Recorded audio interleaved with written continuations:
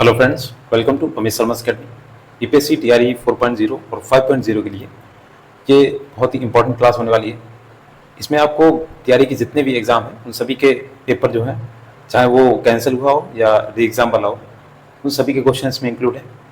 जो आपका बीपीएससी का भी हाल ही में प्री वाले एग्ज़ाम हुए उनके भी क्वेश्चन आपको मिलेंगे। और ये आपकी यूथ कंपटीशन की पूरी बुक मैं प्लेलिस्ट में अपलोड कर दूँगा। आपको बस चैनल को सब्सक्राइब करना है और हो सके तो वीडियोज़ को जितना हो सके तो आप शेयर कीजिएगा। और इसमें आपको देखिए एनसीईआरटी और एससीईआरटी पैटर्न मिलेगा ही। बाकी जो 40 मार्क्स का एक टॉपिक जो सब्जेक्ट होता है उसमें आपके टीआरई में 40 मार्क्स अलग से होता है, तो उसमें प्राइमरी हो या आपका जूनियर टीजीटी पीजीटी सभी के लिए इंपॉर्टेंट है ये 40 नंबर का सामान्य अध्ययन।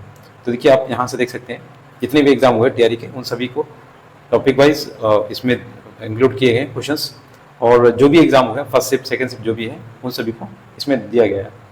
तो चलिए वीडियो स्टार्ट करते हैं। आज हम देखेंगे आधुनिक भारत का इतिहास, जिसमें बहुत ही ज़्यादा क्वेश्चंस पूछे जाते हैं। पिछले में मैंने प्राचीन और मध्यकालीन एक ही में कर दिया था क्योंकि क्वेश्चंस की संख्या कम थी। आज हम देखेंगे जो आपका आधुनिक मॉडर्न हिस्ट्री है, इसमें जो इंडियन नेशनल मूवमेंट आता है बिहार के परिप्रेक्ष्य में बहुत ही पूछा जाता है। देखिए आधुनिक भारत का इतिहास, इसमें देखेंगे मुगल साम्राज्य का पतन और स्वायत्त राज्यों का उदय। बक्सर की जो लड़ाई के बाद किस संधि पर हस्ताक्षर किए गए थे? देखिए पहला क्वेश्चन है, ये टीआई ये आपके बीपीएससी जो प्री हुआ था 2023 में उसमें पूछा गया था। देखिए इसमें बक्सर की लड़ाई के बाद जो रॉबर्ट क्लाइव ने मुगल शाह आलम जो था शाह आलम द्वितीय तथा अवध के नवाब सिराजुद्दौला के साथ इलाहाबाद की संधि 1965 की हुई थी। इसके अंतर्गत मुगल सम्राट ने बंगाल को अंग्रेजों को दे दिया। क्लाइव को बंगाल का पहला गवर्नर बनाया गया। मुगल सम्राट ने 26 लाख रुपए वार्षिक भुगतान के बदले ईस्ट इंडिया कंपनी को बंगाल, बिहार, उड़ीसा की दीवानी दे दी। अगला देखिए यूरोपीय वाणिज्यिक कंपनियों का भारत आगमन। तो दूसरा क्वेश्चन है ये, डच ईस्ट इंडिया कंपनी ने किस वर्ष पटना में अपना कारखाना स्थापित किया था? तो ये था 1632 में। ये भी आपका लेटेस्ट पूछा गया क्वेश्चन है।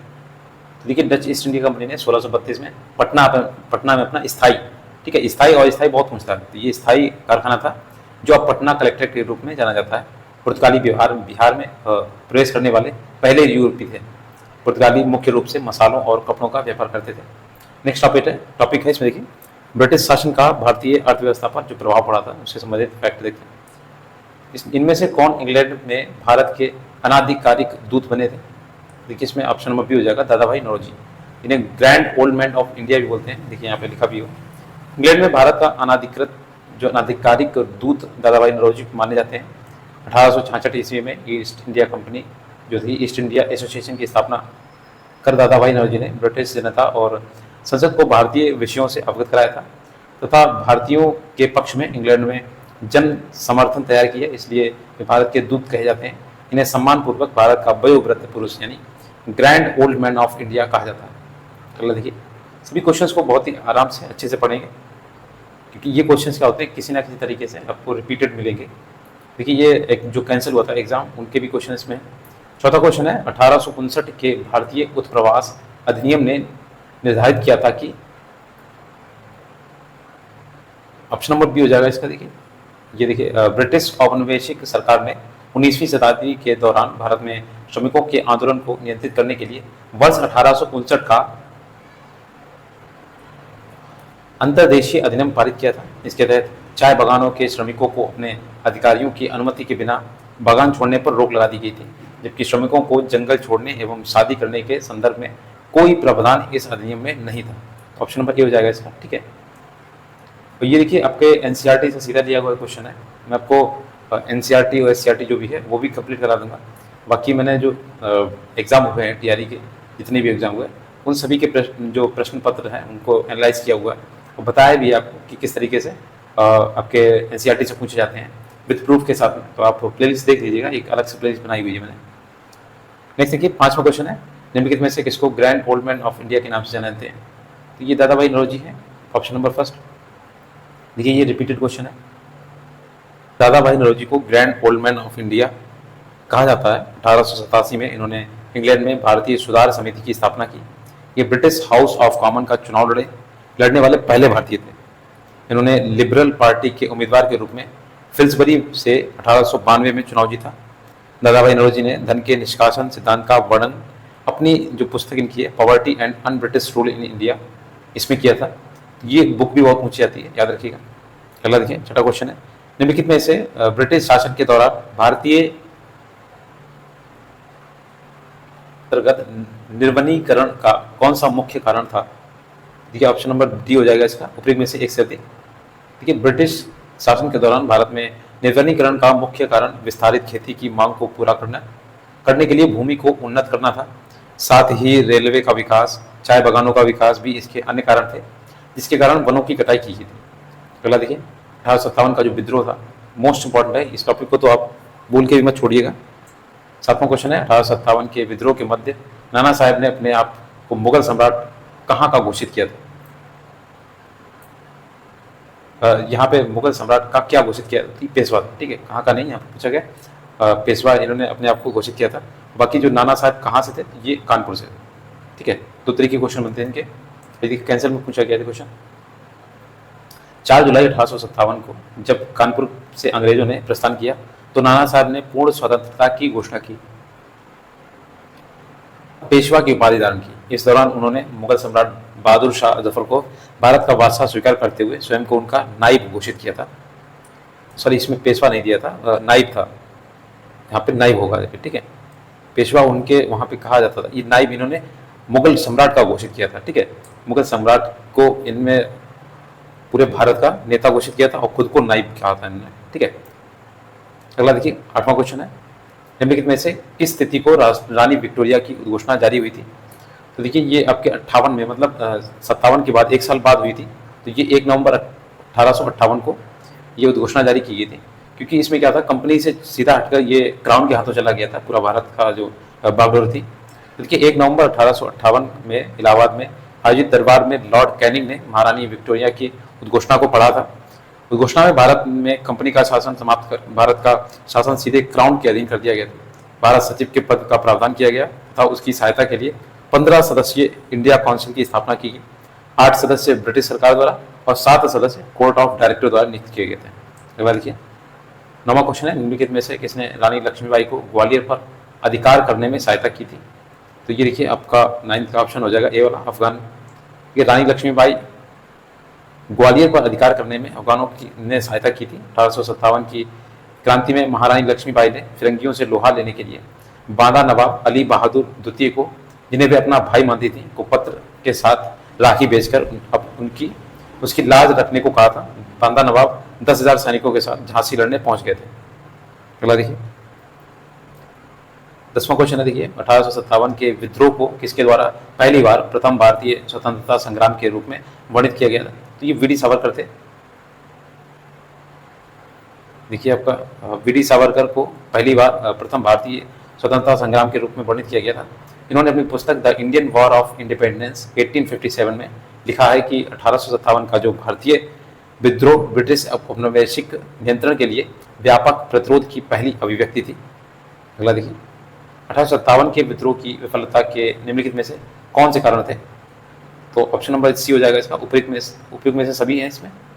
देखिए 1857 के जो मुख्य कारण, जो 6 मुख्य कारण वो देखिए, अंग्रेजों की सैन्य श्रेष्ठता, दूसरा है विद्रोहियों के पास कोई एकीकृत कार्यक्रम एवं विचारधारा नहीं थी, तीसरा देखिए समाज के सभी वर्गों से समर्थन का अभाव था, चौथा है साधनों का अभाव था, पांचवा क्रांति का देशव्यापी प्रसार न होना, और छठा था आपसी फूट। अगला देखिए, किस अंग्रेज सैन्य अधिकारी या जनरल ने झांसी की रानी को यह कहकर संबोधित किया था या श्रद्धांजलि दी थी कि यहाँ वह औरत सोई हुई है जो विद्रोहियों में एकमात्र मर्द है? तो ये हीरोज ने कहा था, कैप्टन हीरोज, ये इसी से लड़ने गया था, रानी लक्ष्मीबाई जी से लड़ने गया था। तो इसने ये 17 जून 1858 को ग्वालियर के पास कोटा की सराय में अंग्रेजों से लड़ते हुए रानी लक्ष्मीबाई को मृत्यु प्राप्त हो गई थी।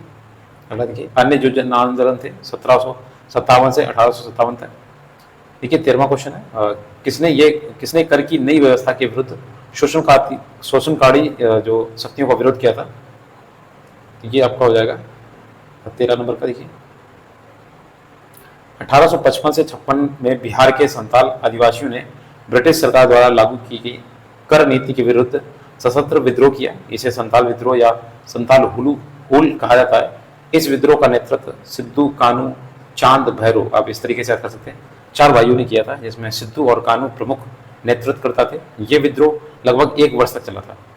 अगला देखिए 14 नंबर क्वेश्चन है, किसके नेतृत्व में संताल विद्रोह यानी 1855 से 1856 हुआ था? तो ये ऑप्शन नंबर ई, उपयुक्त में से कोई नहीं। यहाँ पे देखिएगा, इसकी व्याख्या ऊपर दी थी, जो सिद्धू कानू चांद भैरव थे, याद रखिएगा। ये 2.0 में पूछा गया था। 15 नंबर क्वेश्चन है, बंकिम चंद्र चटर्जी का उपन्यास आनंद मठ किस विद्रोह का उल्लेख करता है? तो ये देखिए ऑप्शन नंबर हो जाएगा इसका ए वाला, सन्यासी विद्रोह। और ये इसका जो प्रकाशन हुआ था 1882 में हुआ था। ठीक है, बंकिम चंद्र चटर्जी थे। आनंद मठ में जो है सन्यासी विद्रोह का उल्लेख मिलता है। अगला देखिए 16 नंबर क्वेश्चन है, बंकिम चंद्र चट्टोपाध्याय के आनंद मठ में किस विद्रोह का उल्लेख है? देखिए सेम क्वेश्चन है और रिपीटेड है। ऑप्शन नंबर ए, सन्यासी विद्रोह। अगला देखिए, बंकिम चंद्र चटर्जी के उपन्यास आनंद मठ का जो प्रकाशित वर्ष जो है वो ऑप्शन नंबर बी हो जाएगा, 1882 में। अभी इसमें 3 क्वेश्चन इसी तरीके से पूछे गए। इस क्वेश्चन देखिए 18 नंबर क्वेश्चन है, निम्नलिखित में कौन सी घटना सबसे पहले हुई थी? तो ऑप्शन नंबर ए, संथाल विद्रोह। देखिए ये आपके 30 जून 1855 को हुआ था संथाल विद्रोह। और संथाल विद्रोह के नेता सिद्धू कानू चांद भैरव थे, और जो प्रमुख थे इसमें सिद्धू कानू जी थे। बिरसा मुंडा का जो विद्रोह था 1895 से 1900 के बीच में हुआ था। ये विद्रोह झारखंड के छोटा नागपुर क्षेत्र में हुआ था। इसे मुंडा या उलगुलान विद्रोह भी कहा जाता है। ताना भगत आंदोलन ये 1914 से 20 के बीच में हुआ था, झारखंड के छोटा नागपुर में हुआ था। इसके नेता थे जतरा उराव थे। अगला देखिए 19 नंबर है, ताना भगत आंदोलन संबंधित है। तो ये आदिवासी आंदोलन से संबंधित है, ट्राइबल मूवमेंट। देखिए ये आंदोलन जो था अप्रैल 1914 से 1919 तक चला था। और ये बिहार जो वर्तमान में झारखंड में पड़ता है, राज्य के छोटा नागपुर पठार में जतरा भगत और तुसिया भगत द्वारा किया गया था। इसे उराव ताना भगत आंदोलन के नाम से भी जाना जाता है। अगला देखिए 20 नंबर क्वेश्चन है, निम्नलिखित में से कौन सा विद्रोह या आंदोलन लंबी दाढ़ी रखने पर कर लगाए जाने के कारण हुआ था? तो ऑप्शन नंबर सी, ये था बहावी आंदोलन। बहावी आंदोलन ये या विद्रोह जिसे बोल सकते हैं, लंबी दाढ़ी रखने पर कर लगाए जाने के कारण हुआ था। ये आंदोलन वर्ष 1831 में हुआ था और इसे संबंधित नेता थे सैयद अहमद। अगला देखिए, भारत में शिक्षा का विकास। तो 1817 में कलकत्ता में हिंदू कॉलेज की स्थापना किसने की थी? तो ये ऑप्शन नंबर देखिए ए हो जाएगा, डेनरी विवियन डेरोजी। सॉरी, इसमें आपको पूछा गया है हिंदू कॉलेज की स्थापना, तो ये आपका हो जाएगा ऑप्शन नंबर बी वाला, राम मोहन राय एवं डेविड हेयर ने की थी। हिंदू कॉलेज वर्तमान में प्रेसिडेंसी विश्वविद्यालय के रूप में जाना जाता है। तो ये 1817 में कलकत्ता में हिंदू कॉलेज की स्थापना राम मोहन राय या राजा राम मोहन राय एवं डेविड हेयर ने की थी। अगला देखिए 1863 में इंडियन सिविल सर्विस पास करने वाले ये प्रथम भारतीय इनमें से कौन से थे? तो ऑप्शन नंबर बी हो जाएगा, सत्येंद्र नाथ ठाकुर। देखिए 1863 में इंडियन सिविल सर्विस पास करने वाले भारतीय सत्येंद्र ठाकुर थे। सत्येंद्रनाथ ने 1865 में अहमदाबाद के सहायक मजिस्ट्रेट और कलेक्टर के पद पर काम शुरू किया। वे सिविल सर्विसेज में लगभग 30 सालों तक रहे थे। अगला देखिए 23 नंबर क्वेश्चन है, वुड के 1854 के प्रेषण के संबंध में निम्नलिखित कथनों पर विचार करना है। तो ऑप्शन नंबर सी हो जाएगा, एक व दोनों इसकी सही है। देखिए इनमें उच्च अध्ययन के लिए शिक्षा के माध्यम के रूप में अंग्रेजी को सिफारिश की गई थी। ठीक है, इनमें महिला शिक्षा और व्यावसायिक शिक्षण प्रशिक्षण पर जोर दिया गया था। तो ये दोनों ही सत्य हैं। और देखिए इसमें प्रत्येक प्रांत में एक लोक शिक्षा विभाग की स्थापना की गई थी और इसमें महिला शिक्षा और व्यावसायिक शिक्षा की आवश्यकता पर बल दिया गया तथा तकनीकी विद्यालयों एवं अध्यापक प्रशिक्षण संस्थाओं की स्थापना की सिफारिश की गई थी। और इसमें देखिए अंग्रेजी को ज़्यादा बल दिया गया था। अगला देखिए भारतीय समाचार पत्रों का इतिहास एवं इसमें पुस्तकें जो भी हैं, इनमें से कौन वंदे मातरम समाचार पत्र के संपादक थे? तो देखिए ऑप्शन नंबर बी हो जाएगा, अरविंद घोष। ये आपके 6 अगस्त 1906 को इस समाचार पत्र का प्रकाशन प्रारंभ हुआ था। ये अंग्रेजी भाषा में एक साप्ताहिक समाचार पत्र था। इस समाचार पत्र की स्थापना 1905 में विपिन चंद्र पाल ने की थी। इसे द न्यूज़ पेपर एक्ट 1908 के तहत बंद कर दिया जाएगा। अगला देखिए 25 नंबर क्वेश्चन है, 25 इसमें देखिए भारत के स्वतंत्रता आंदोलन के दौरान गहन राष्ट्रवादी विचारों को किस समाचार पत्र के द्वारा प्रसारित किया गया जाता था? देखिए 25 का ए वाला हो जाएगा, अमृत बाजार पत्रिका। देखिए 3.0 में पूछा गया है, भारत के स्वतंत्रता आंदोलन के दौरान गहन राष्ट्रवादी विचारों का प्रसार अमृत बाजार पत्रिका के माध्यम से किया जाता था। इसकी स्थापना सुशील कुमार घोष तथा मोतीलाल घोष के द्वारा की गई। तो ये दोनों घोष हैं, याद रखिएगा, दोनों भाई, इनके द्वारा की गई थी। यह एक बांग्ला साप्ताहिक पत्रिका थी जो 1878 ईस्वी में वर्नाकुलर प्रेस एक्ट का मुख्य लक्ष्य अमृत बाजार पत्रिका ही थी। नेक्स्ट देखिए 26 नंबर क्वेश्चन है, द व्हील्स ऑफ हिस्ट्री यानी इतिहास के पहिए नामक पुस्तक किसके द्वारा रचित है? तो ये आपके ऑप्शन नंबर बी हो जाएगा, राम मनोहर लोहिया। यहाँ पे देखिए कुछ किताबें दी गई। द व्हील्स ऑफ हिस्ट्री ये राम मनोहर लोहिया द्वारा रचित है। गीता रहस्य लोकमान बालगंगाधर तिलक द्वारा। प्रिजन डायरी 1975 ये जयप्रकाश नारायण द्वारा लिखित है। अगला देखिए 27 नंबर क्वेश्चन है, अब्दुल कलाम आज़ाद के द्वारा किस पत्रिकाओं को संपादित किया गया था? तो ये थी आपकी ऑप्शन नंबर देखिए सी अल हिलाल। और बाकी जो पुस्तकें हैं उन्हें देखते हैं। अल हिलाल अबुल कलाम आज़ाद द्वारा, कॉमरेड ये मोहम्मद अली जौहर द्वारा, जमींदार मौलाना जफर अली खां के द्वारा, बंगाल गजल ये गंगाधर भट्टाचार्य के द्वारा। अगला देखिए 28 नंबर है, राष्ट्रवादियों के दैनिक समाचार पत्र द इंडियन नेशन का प्रकाशन कब प्रारंभ हुआ था? देखिए आपका ये था आपका 1931 में। इसका प्रकाशन जो था वो पटना से किया जाता था। द इंडियन नेशन ये राष्ट्रीय दैनिक समाचार पत्र था जो 1931 से प्रारंभ हुआ था।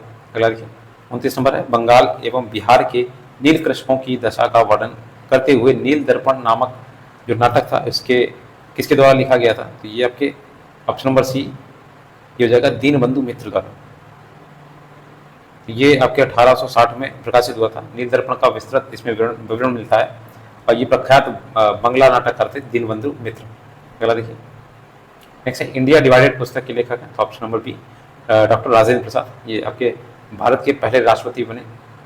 और इनकी देखिए जो पुस्तक है इंडिया डिवाइडेड। जबकि द डिस्कवरी ऑफ इंडिया पुस्तक जो है वो पंडित जवाहरलाल नेहरू द्वारा लिखित है। अगला देखिए, इंडिया पत्रिका का जो संपादन किसने किया था? इंडिया पत्रिका, तो ऑप्शन नंबर बी ये महात्मा गांधी द्वारा की गई थी। यंग इंडिया पत्रिका का संपादन महात्मा गांधी ने किया था। और याद रखिएगा इन्हीं वैसे ने की थी न्यू इंडिया। ठीक है, एक न्यू इंडिया है, एक यंग इंडिया। जब होम रूल लीग इन्होंने स्टार्ट की थी एनी बेसन ने, तब उन्होंने न्यू इंडिया नामक एक पत्रिका का संपादन किया था। बाकी यंग इंडिया आप महात्मा गांधी से याद कीजिए। साप्ताहिक पत्रिका थी यंग इंडिया। इसका प्रयोग जो था महात्मा गांधी द्वारा अपनी विचारधारा सत्याग्रह और अहिंसा के प्रचार के लिए किया जाता था। अगला देखिए 32 नंबर क्वेश्चन है, हुंकार हिंदी साप्ताहिक पत्रिका के प्रकाशन से कौन संबंधित थे? ऑप्शन नंबर डी उपरोक्त में से एक से अधिक। देखिए 1940 में हुंकार नामक साप्ताहिक पत्रिका के प्रकाशन से यमुना कारजी, राहुल संकृत्यान, स्वामी सहजानंद सरस्वती संबंधित थे। राहुल संकृत्यान इसके संपादक थे। स्वामी सहजानंद सरस्वती इस पत्रिका के प्रमुख व प्रकाशक थे। 33 नंबर क्वेश्चन है, पाकिस्तान और दी पार्टीशन ऑफ इंडिया किसके द्वारा लिखा गया है? तो ये देखिए आपके ऑप्शन नंबर जो जगह सी वाला डॉक्टर भीमराव रामजी अम्बेडकर के द्वारा। पाकिस्तान और दी पार्टीशन ऑफ इंडिया ये बी.आर. अम्बेडकर द्वारा लिखा गया है। और ये 1947 में भारत के विभाजन से पहले की घटनाओं का एक व्यवहारिक विश्लेषण प्रस्तुत करती है। अगला देखिए 34 नंबर क्वेश्चन है, वर्नाकुलर प्रेस एक्ट के बारे में निम्नलिखित में से कौन सा कथन सही है? तो ऑप्शन नंबर डी हो जाएगा 1, 2, 3, तीनों सही है इसके। देखिए इसे लॉर्ड लिंटन द्वारा अधिनियमित किया गया था। इसे गैंगिंग अधिनियम के रूप में जाना जाता है और इस अधिनियम को लॉर्ड रिपन ने निरस्त कर दिया था। ठीक है, तो आप इन सभी को देख लीजिएगा। और ये जो एक्ट आया था 1878 में, और जो लॉर्ड रिपन था इसने 1882 में इसे रद्द कर दिया। इस कानून का लक्ष्य स्थानीय प्रेस को नियंत्रित और विनियमित करना था, गैर अंग्रेजी समाचार पत्रों को नियंत्रित करना था। अगला देखिए, biography of Kunwar Singh and Amar Singh के लेखक कौन है? तो option number B Kalinkar Datta है। इसका प्रकाशन जो था, देखिए बायोग्राफी ऑफ ये कुंवर सिंह है, ये अमर सिंह के लेखक कालिंकर दत्त हैं। इसका प्रकाशन 1957 में KP. Jaiswal research institute Patna द्वारा किया गया था। कुंवर सिंह जगदीशपुर के परमार राजपूतों के परिवार से थे, जो वर्तमान बिहार के भोजपुर जिले का एक हिस्सा। वीर कुंवर सिंह तथा उनके भाई अमर सिंह ने 1857 के विद्रोह का नेतृत्व किया था। अब ये फैक्ट बहुत याद रखिएगा, 1857 से कुछ पूछे ना पूछे, लेकिन वीर कुंवर सिंह जी के बारे में बहुत पूछा जाता है, या उनके भाई से या उनसे रिलेटेड एक फैक्ट पक्का आता है। देखिए इनमें से कौन न्यू इंडिया समाचार पत्र से संबंधित है? तो मैंने बताया था आपको एनी बेसेंट और यंग इंडिया के महात्मा गांधी। देखिए न्यू इंडिया समाचार पत्र एनी बेसेंट द्वारा प्रकाशित है, दैनिक समाचार पत्र था। और जो यंग इंडिया थी वो साप्ताहिक थी, याद रखिएगा।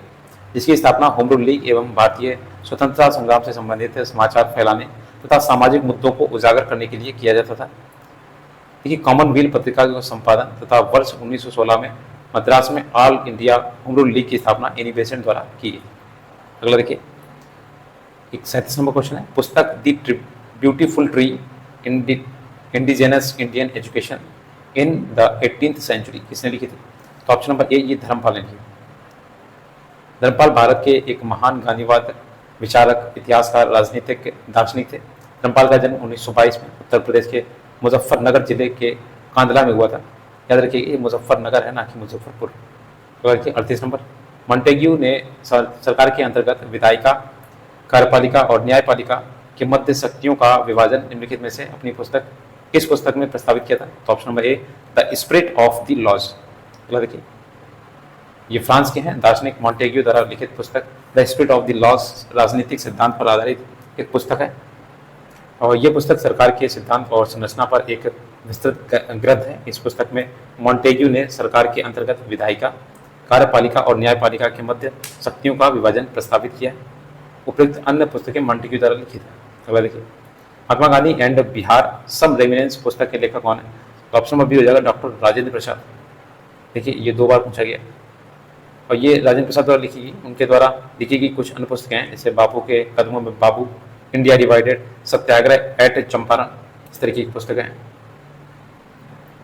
नेक्स्ट है 40 नंबर, निम्नलिखित में से कौन सा सही सुमेलित नहीं है? तो देखिए आपका ऑप्शन नंबर डी, उपयोग में से एक से अधिक जो है वो सही सुमेलित नहीं। देखिए इसमें एडवोकेट ऑफ इंडिया के लेखक जो है दुर्गा दास बसु हैं। इंडियन स्पेक्टेटर का संपादन BM मालावारी ने किया था, 20 वर्षों बाद तक किया था। यंग इंडिया का संपादन गांधी जी ने किया था। अगला देखिए निम्नलिखित में से कौन सा इसमें कथन देखना चाहिए? तो ऑप्शन नंबर सी, सुभाष चंद्र बोस ने द इंडियन स्ट्रगल का लेखन किया था। देखिए 1920 से 1942 तक के इतिहास का उल्लेख किया गया था इसमें। द इंडियन स्ट्रगल में a bunch of old letters की रचना जवाहरलाल नेहरू ने की। व्यक्तिगत सत्याग्रह में दूसरे सत्याग्रही जवाहरलाल नेहरू थे, जबकि प्रथम जो थे सत्याग्रही विनोबा भावे थे। मोस्ट इंपॉर्टेंट है, इनके बारे में दोनों लोगों के बारे में बहुत पूछा जाता है। तो ये जो व्यक्तिगत सत्याग्रह थे, पहले थे विनोबा भावे और दूसरे थे जवाहरलाल नेहरू। क्रम याद रखिएगा। 19वीं शताब्दी में सामाजिक एवं सांस्कृतिक जागरण से संबंधित जो भी फैक्ट देखते हैं। 42 नंबर क्वेश्चन है, ब्रह्म समाज का प्रभाव मुख्यतः सीमित था। तो ये आपके ऑप्शन नंबर शहरी शिक्षित वर्गों के लिए सीमित है। राजा राम मोहन राय ने 1828 में ब्रह्म समाज की स्थापना की, जो सामाजिक सुधार का एक महत्वपूर्ण संगठन था, लेकिन इसका प्रभाव जो था मुख्यतः शहरी शिक्षित वर्ग तक ही सीमित रह गया था। अगला देखिए 43 नंबर क्वेश्चन है, राष्ट्रवाद को आध्यात्मिक दिशा किसके द्वारा लोकप्रिय बनाया गया? देखिएगा ऑप्शन नंबर सी, स्वामी विवेकानंद द्वारा राष्ट्रवाद को आध्यात्मिक दिशा में लोकप्रिय बनाया गया। यही कारण है कि सुभाष चंद्र बोस ने स्वामी विवेकानंद को भारतीय राष्ट्रवाद के आध्यात्मिक पिता के नाम से संबोधित किया। 44 नंबर क्वेश्चन है, आर्य समाज की स्थापना किसने की थी?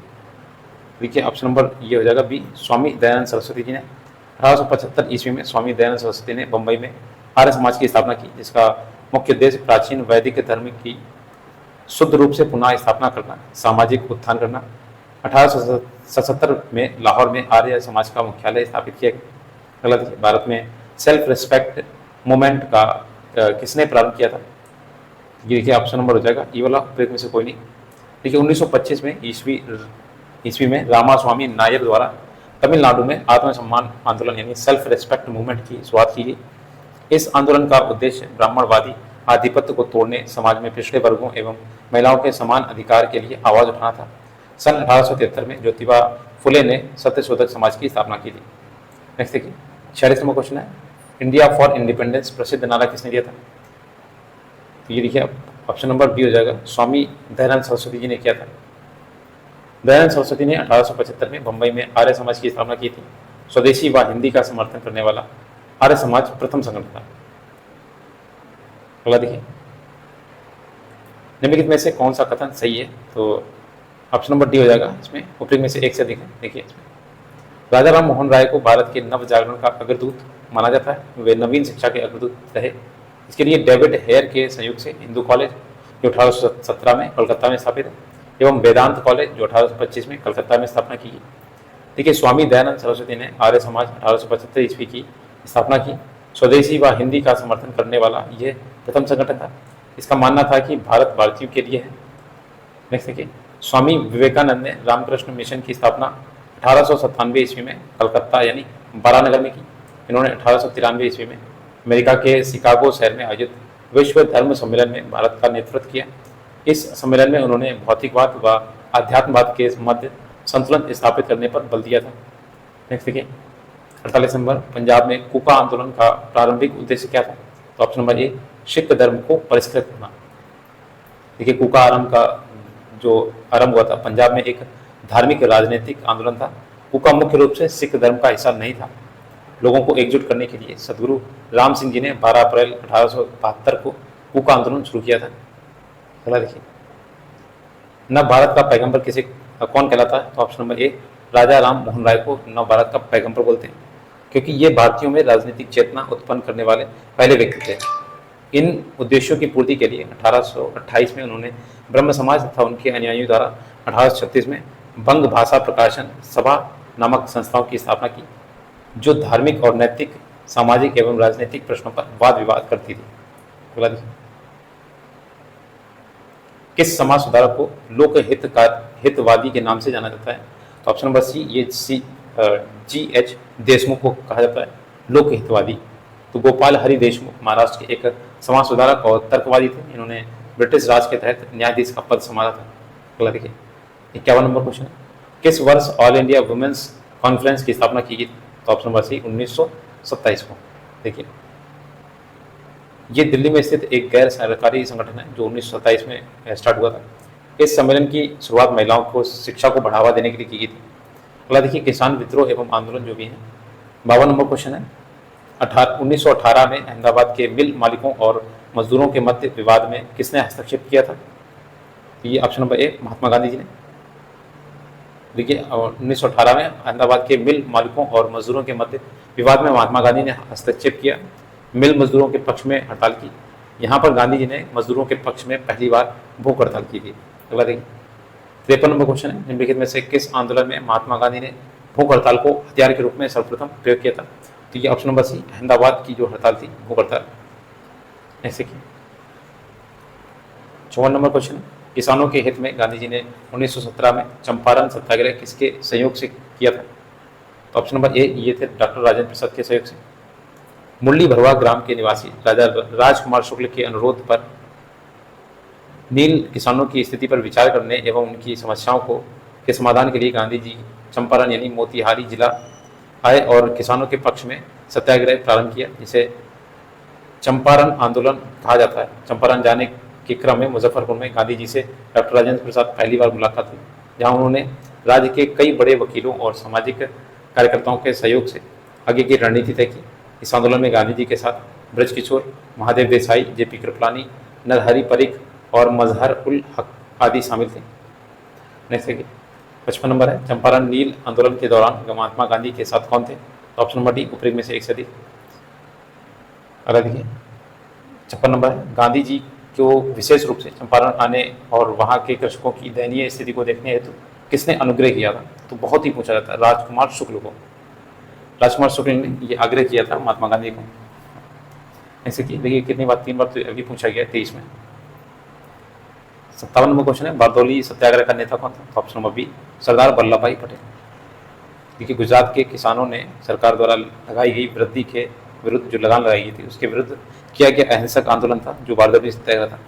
तो इस आंदोलन के दौरान गांधी जी ने बारदौली की महिलाओं की ओर से वल्लभ भाई पटेल को सरदार की उपाधि दी, इसीलिए उन्हें सरदार वल्लभ भाई पटेल कहा जाता है। देखिए यहाँ पे अगला, निम्नलिखित में आंदोलनों में किसका सरदार वल्लभ भाई पटेल द्वारा नेतृत्व किया गया और वह सफल रहा था?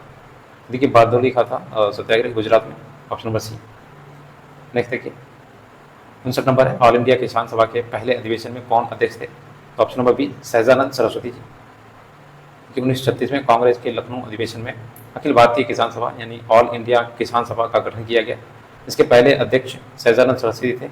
इस सभा ने एक किसान घोषणा पत्र जारी किया जिसमें जमींदार उन्मूलन और सभी किराएदारों के लिए अधिकारों की मांग की गई थी। अगला देखिए 60 नंबर क्वेश्चन, चंपारण के आंदोलन की प्रक्रिया में ब्रिटिश सरकार ने इस मुद्दे के समाधान के लिए कौन सा कदम उठाया था?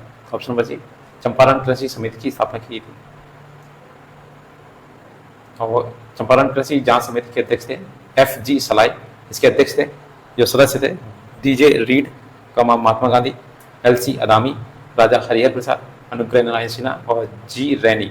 जबकि M.E.L. टेन्नर जो थे वो सचिव थे। M.E.L. टेन्नर याद रखिए। अगला 61 नंबर, 1918 के किस महीने में चंपारण कृषि कानून जो था, चंपारण एग्रेरियन एक्ट, यूरोपीय नील बागानों के स्वामी के विरुद्ध पारित हुआ था? तो ऊपर में से कोई नहीं दिए गए।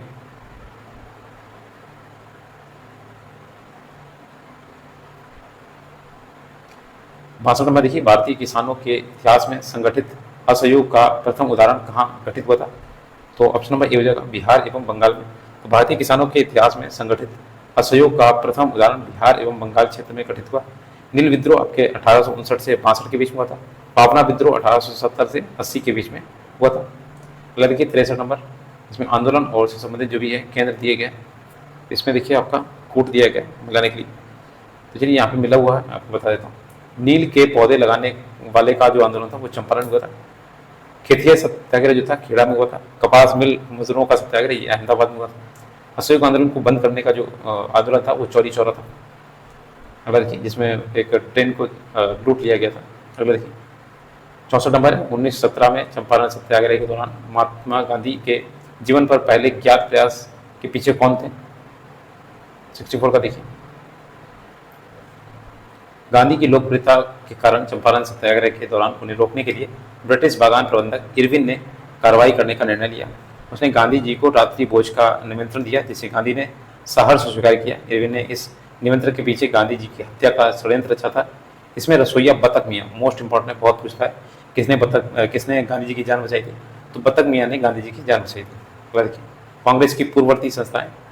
65 नंबर क्वेश्चन, 1876 में इंडियन एसोसिएशन की स्थापना किसने की थी? तो देखिए ऑप्शन नंबर सी हो जाएगा, और सुरेंद्र नाथ बनर्जी ने की थी, ऑप्शन नंबर सी, जो 1876 में इसकी स्थापना हुई थी, जुलाई 1876 में। इस एसोसिएशन की स्थापना सुरेंद्र नाथ बनर्जी ने की थी, जो उस समय नरम दल के नेता समझे जाते थे। इस एसोसिएशन का उद्देश्य भारत में शक्तिशाली जनमत का निर्माण करना था तथा समान राजनीतिक हितों और महत्वाकांक्षाओं के आधार पर विविध भारतीय जातियों एवं वर्गों का एकीकरण करना था। अगला देखिए 66 नंबर देखिए, मद्रास महाजन सभा की स्थापना किस वर्ष हुई थी? तो ऑप्शन नंबर ई देखिए, प्रिंग में से कोई नहीं दिया गया। देखिए इसकी स्थापना जो हुई थी 1884 में M.V. राघवाचारी, बी सुब्रमण्यम अय्यर और पी आनंद चार्डू द्वारा की गया था। इसका मुख्यालय तमिलनाडु में स्थित है। इस सभा का उद्देश्य स्थानीय संगठन के कार्यों को समन्वित करना था। हिंदू मेला किसने संगठित किया था? तो ऑप्शन नंबर ए, राज नारायण बोस ने। देखिए ये सामाजिक सांस्कृतिक संस्था थी जिसकी स्थापना 1867 में की गई थी, यानी हिंदू मेला की। और ये गणेन्द्र नाथ ठाकुर ने द्विजेंद्र नाथ ठाकुर, राजनारायण बोस और नव गोपाल मित्र के साथ मिलकर की थी। नेक्स्ट देखिए 68 नंबर क्वेश्चन है, एशियाटिक सोसाइटी ऑफ बंगाल की स्थापना किसने की थी? किसके द्वारा हुई थी? तो option number A, sir William Jones के द्वारा। और ये 1784 में विलियम जोन्स के द्वारा की गई थी, जनवरी 1784 में। इसका उद्देश्य प्राच्य अध्ययन को प्रोत्साहन प्रदान करना था। अगला देखिए 69 नंबर है, 1784 ईस्वी में एशियाटिक सोसाइटी ऑफ बंगाल का आरंभ किसने किया था? तो ये William Jones, option number C, same question. और इसकी जो स्थापना विलियम जोन्स ने कोलकाता स्थित फोर्ट विलियम में की थी। इसकी स्थापना एशियाटिक सोसाइटी। पूरे एशिया महाद्वीप में एशियाटिक सोसाइटी ज्ञान और अनुसंधान का सबसे पुराना केंद्र था। अगला देखिए भारतीय राष्ट्रीय कांग्रेस से संबंधित फैक्ट, मोस्ट इंपॉर्टेंट है ये वाला पार्ट। 70 नंबर क्वेश्चन है, इनमें से किसने ये कहते हुए भारतीय राष्ट्रीय कांग्रेस की हंसी उड़ाई थी कि ये एक बहुत सूक्ष्म भाग यानी अल्पसंख्यक का प्रतिनिधित्व करता है? तो ये ऑप्शन नंबर ए यानी डफरिन था, याद रखिएगा। और भारतीय राष्ट्रीय कांग्रेस की जो स्थापना थी डफरिन वाइस, जो भारत का वाइस राय था उस समय, की गई थी। 71 नंबर, भारतीय राष्ट्रीय कांग्रेस का पहला अधिवेशन कहाँ हुआ था? देखिए ये आपके बम्बई में हुआ था, गोकुलदास तेजपाल जो संस्कृत कॉलेज था। पहले पूना में होने वाला था, लेकिन वहाँ पे प्लेग फैल गया था, इस वजह से वहाँ नहीं हो पाया था। ऑप्शन नंबर ए हो जाएगा, बी वाला हो जाएगा, बम्बई में। देखिए सन 1885 में एओ ह्यूम द्वारा भारतीय राष्ट्रीय कांग्रेस की स्थापना हुई।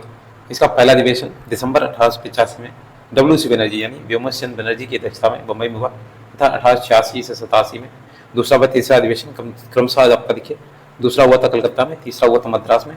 दादाभाई नौरोजी और बदरुद्दीन तैयब जी इसके अध्यक्ष थे। दूसरे में दादाभाई, तीसरे में बदरुद्दीन तैयब जी।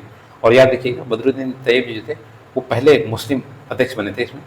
अगला देखिए 72 नंबर क्वेश्चन है, 1885 में भारतीय राष्ट्रीय कांग्रेस की स्थापना किसने की थी? तो ये आपके थे ऑप्शन नंबर ई, इसमें नहीं दिया गया।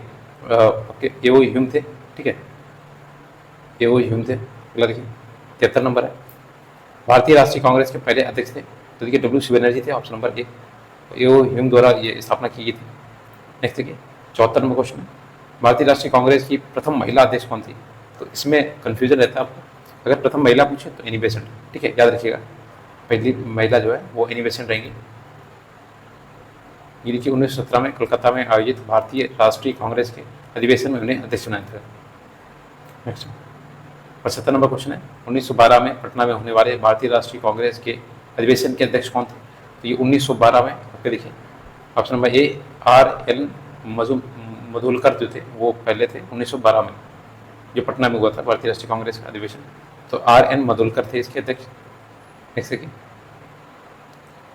76 नंबर क्वेश्चन है, लखनऊ समझौता जो हुआ था, लखनऊ पैक्ट बोलते हैं इसे, 1916 में होता, और इसमें देखिए आयोजित इंडियन नेशनल कांग्रेस और मुस्लिम लीग के संयुक्त सत्र में दोनों दलों के बीच एक समझौता हुआ था। 1907 में क्योंकि फूट पड़ गई थी ना, तो 1916 में इन्होंने एक साथ आने का फैसला किया था। पहले देखिए 77 नंबर क्वेश्चन है, भारतीय राष्ट्रीय कांग्रेस का गया अधिवेशन किस वर्ष में हुआ था? तो ये 1922 में हुआ था, और देखिए इसकी जो अध्यक्षता की थी CR दास ने की थी। इस अधिवेशन में CR दास ने लेजिस्लेटिव काउंसिल में प्रवेश के समर्थन में एक संकल्प प्रस्तुत किया था। इन्होंने 1923 में मोतीलाल नेहरू के साथ मिलकर स्वराज पार्टी का गठन किया था। अगला देखिए 78 नंबर क्वेश्चन है, 1922 में आयोजित भारतीय राष्ट्रीय कांग्रेस के गया अधिवेशन के अध्यक्ष थे, तो ऑप्शन नंबर ए हो जाएगा, और चित्तरंजन दास जी। नेक्स्ट देखिए 89 नंबर है, भारतीय राष्ट्रीय कांग्रेस के किस अधिवेशन में चंपारण समस्या चर्चा का विषय बना था? ठीक है, ऑप्शन नंबर ये हो जाएगा 79 का, ई वाला हो जाएगा, इसमें दिया नहीं है। ठीक है, भारतीय राष्ट्रीय कांग्रेस की जो लखनऊ अधिवेशन हुआ था 1916 में, चंपारण समस्या चर्चा का विषय बना। इस आंदोलन में चंपारण के किसान नेता राजकुमार शुक्ल गांधी जी से मुलाकात की और नील उत्पादकों की शिकायतें रखी। लखनऊ अधिवेशन में भी कृषि संकट की जांच के संबंध में ब्रजकिशोर प्रसाद द्वारा एक प्रस्ताव पेश किया गया था। राजकुमार शुक्ल के आग्रह पर गांधी जी चंपारण गए। 1917 में अपना पहला सफल सत्याग्रह किया। इसमें बाकी कथन जो है आ सकते हैं। देखिए 80 नंबर क्वेश्चन है, निम्नलिखित में से भारतीय राष्ट्रीय कांग्रेस के किस अधिवेशन में पहली बार मौलिक अधिकारों से संबंधित प्रस्ताव पारित किए गए थे? तो ऑप्शन नंबर सी, ये कराची अधिवेशन था 1931 में। इसमें देखिए इस अधिवेशन में गांधी ने कहा था कि गांधी मर सकता है परंतु गांधीवाद हमेशा जिंदा रहेगा। कराची का जो अधिवेशन था भारतीय राष्ट्रीय कांग्रेस का 45वां अधिवेशन था। सूरत अधिवेशन 1907 में भारतीय राष्ट्रीय कांग्रेस गरम दल और नरम दल में विभाजित हो गया था। इसकी अध्यक्षता की थी रास बिहारी घोष ने की थी। और गया अधिवेशन जो था 1922 में अध्यक्ष थे इसके और CR दास। 81 नंबर, सुरक्षा वाल्व सिद्धांत के आधार पर भारतीय राष्ट्रीय कांग्रेस की स्थापना ब्रिटिश सरकार को खतरे में बचाने के लिए की थी। उपयुक्त विचारक किस नेता के? ऑप्शन नंबर बी, ये लाला लाजपत राय के। देखिए जो लाला लाजपत राय, इन्होंने 1916 में अपनी पुस्तक यंग इंडिया में सेफ्टी वाल्व थ्योरी का उपयोग किया और कहा कि ये लॉर्ड डफरिन के दिमाग की उपज है। देखिए भारतीय राष्ट्रीय कांग्रेस के किस अधिवेशन में पूर्ण स्वराज का सिद्धांत गृहीत हुआ था? तो ऑप्शन नंबर बी, लाहौर का अधिवेशन था 1929 में। देखिए 31 दिसंबर 1929 को भारतीय राष्ट्रीय कांग्रेस का वार्षिक अधिवेशन तत्कालीन पंजाब प्रांत की राजधानी लाहौर में हुआ था। इस ऐतिहासिक अधिवेशन में कांग्रेस के पूर्ण स्वराज का घोषणा पत्र तैयार किया तथा पूर्ण स्वराज को कांग्रेस का मुख्य लक्ष्य घोषित किया। जवाहरलाल नेहरू इस अधिवेशन के अध्यक्ष चुने गए। अगला देखिए, सुभाष चंद्र बोस भारतीय राष्ट्रीय कांग्रेस के त्रिपुरी अधिवेशन में किसको हराकर अध्यक्ष बने थे? तो ये ऑप्शन नंबर ए, पट्टाभी सीतारामैया।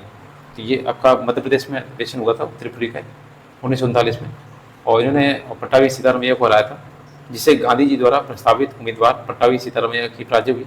संभवतः महात्मा गांधी की ये सबसे बड़ी हार थी, परंतु कांग्रेस कार्यकारिणी में महात्मा गांधी के समर्थक का बहुमत होने के कारण उन्होंने 1939 में कांग्रेस के अध्यक्ष पद से इस्तीफा दे दिया। शेष समय के लिए डॉक्टर राजेंद्र प्रसाद को अध्यक्ष का पद सौंपा गया था। अगला देखिए 84 नंबर, भारतीय स्वतंत्रता संघर्ष के दौरान किसने स्वदेश बांधव समिति का गठन किया था? Option number A, Ashwini Kumar Dutt ने इसका समर्थन किया था, गठन किया था। 6 अगस्त 1905 को स्वदेश बांधव समिति की स्थापना की गई, जिसका उद्देश्य स्वदेशी वस्तुओं की खपत को बढ़ावा देना था। बरिशाल हितैषी नामक साप्ताहिक पत्र का प्रकाशन अश्विनी कुमार दत्त ने किया था। अगला देखिए 85 नंबर है, प्रथम अखिल भारतीय कांग्रेस समाजवादी सम्मेलन का कहाँ हुआ था? ऑप्शन नंबर ए, पटना में हुआ था, और इसका सम्मेलन जो था 1993 में हुआ था। इस सम्मेलन के अध्यक्ष थे आचार्य नरेंद्र देव। अगला देखिए नेक्स्ट है कि बंगाल विभाजन एवं स्वदेशी आंदोलन। देखिए 86 नंबर क्वेश्चन है, बंगाल विभाजन को किसके कार्यकाल में वापस लिया गया था? यह लिया गया था option number B, lord Hardinge के कार्यकाल में। जो 1911 में एक दिल्ली दरबार हुआ था, देखिए यहाँ लिखा हुआ 1911 में दिल्ली सरकार का आयोजन किया गया, जिसमें कलकत्ता की जगह दिल्ली को राजधानी बनाने एवं बंगाल विभाजन को रद्द करने का निर्णय लिया गया। अगला देखिए 87 नंबर क्वेश्चन है, बंगाल विभाजन 16 अक्टूबर 1905 को किस दिवस के रूप में मनाया गया था? तो ये शोक दिवस था, ऑप्शन नंबर सी। देखिए बंगाल जो विभाजन था ये आपके 16 अक्टूबर 1905 ईस्वी को शोक दिवस के रूप में मनाया गया। इस दिन हिंदू व मुसलमानों ने एक दूसरे को राखी बांधकर अपनी एकता दिखाई। बंगाल का विभाजन बंगाल के पूर्वी भागों को शेष बंगाल से अलग करने का निर्णय था। इसी घोषणा जो थी 19 जुलाई 1905 को भारत के वायसराय लॉर्ड कर्जन ने की थी। ये विभाजन 16 अक्टूबर 1905 को प्रभावी हुआ। बंगाल विभाजन के विरोध में भारतीयों ने स्वदेशी एवं बहिष्कार को प्रथम बार संघर्ष का माध्यम बनाया था। देखिए बंगाल विभाजन जो था वो प्रभावी कब हुआ था? तो 16 अक्टूबर 1905 को।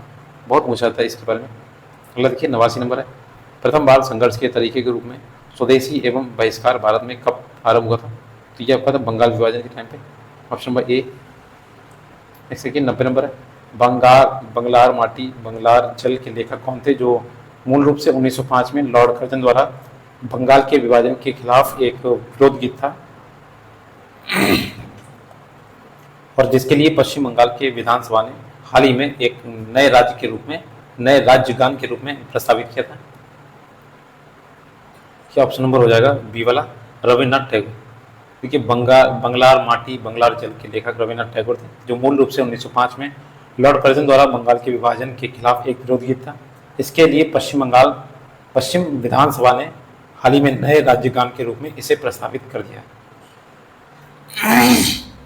ये आपका देखिए पहला पार्ट था, जो आधुनिक भारत का इतिहास है, पहला पार्ट है। इसके बाद दूसरा पार्ट आएगा, क्योंकि इसमें प्रश्नों की संख्या ज़्यादा है और वीडियो में ज़्यादा लंबी नहीं बनाना चाहता हूँ। आपको क्या है कि चैनल को सब्सक्राइब करना है, वीडियो को जितना हो सके शेयर कीजिएगा, अगर हो सके तो लाइक भी कर दीजिएगा।